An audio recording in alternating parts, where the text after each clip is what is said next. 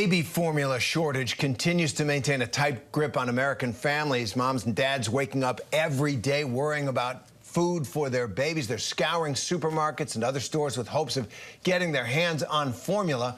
We hear from some of those concerned moms in our series, Your Voice.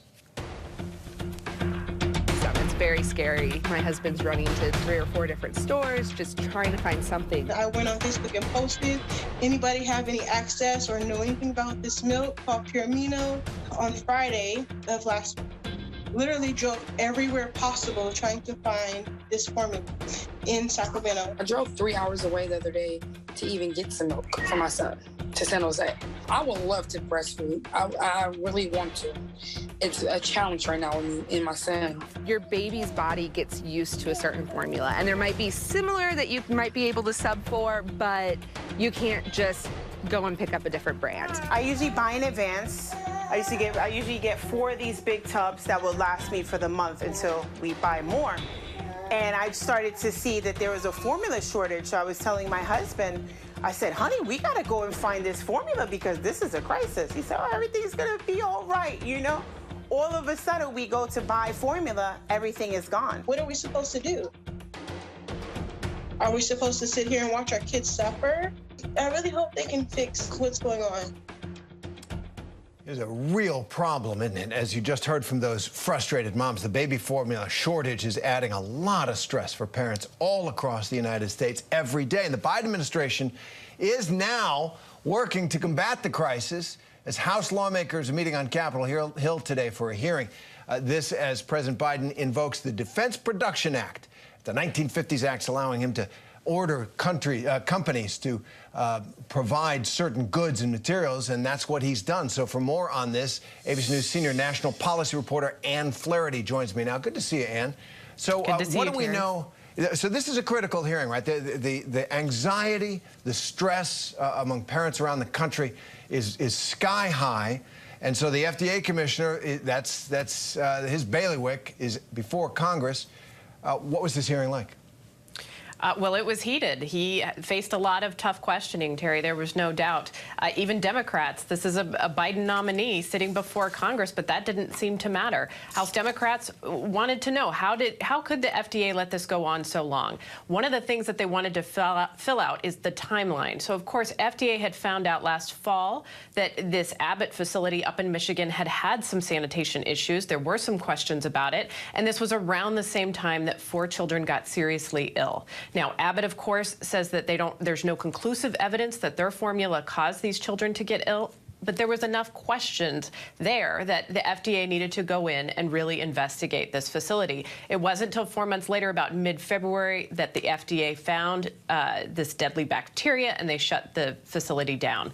So lawmakers wanted to know what took so long, and could this have been prevented? Of course, Bob Califf, the FDA commissioner, he's been in this job before. He's a little bit of an old pro. He says, look, we've got 9 people that we dedicate to looking into formula and making sure that it's safe. You just gave us money for 4 more. It's going to take time to train them. It's not enough. They need more resources.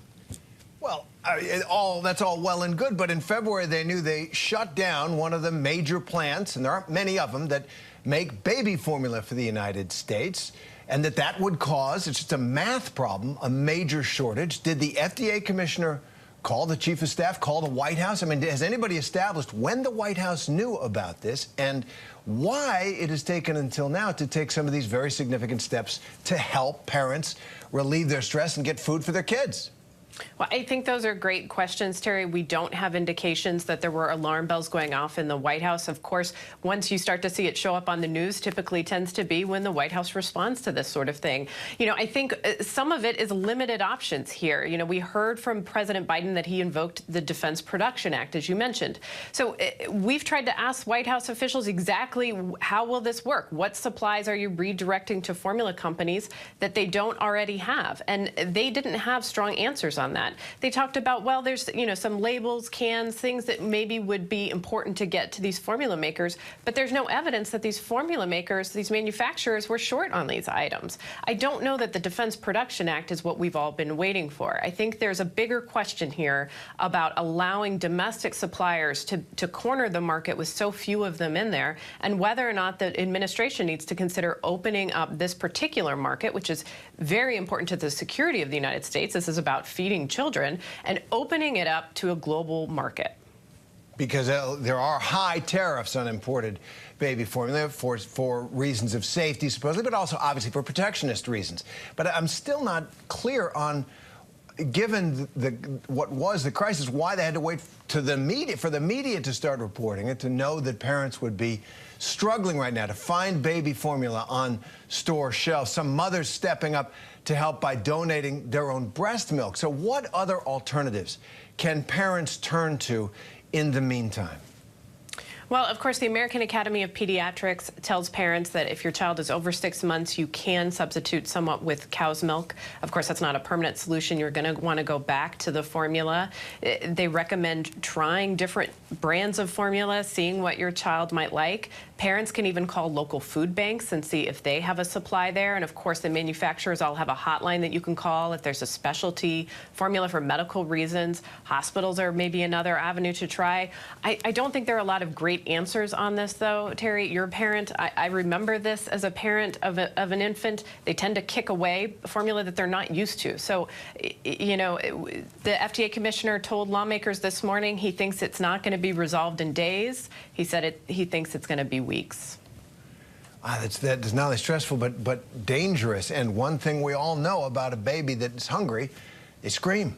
And it's evolutionarily designed to get the parent's attention and anxiety going up. Well, let me ask you about the FTC now warning about scammers who are using this baby formula shortage to take advantage of desperate parents. So what do parents need to look out for about this?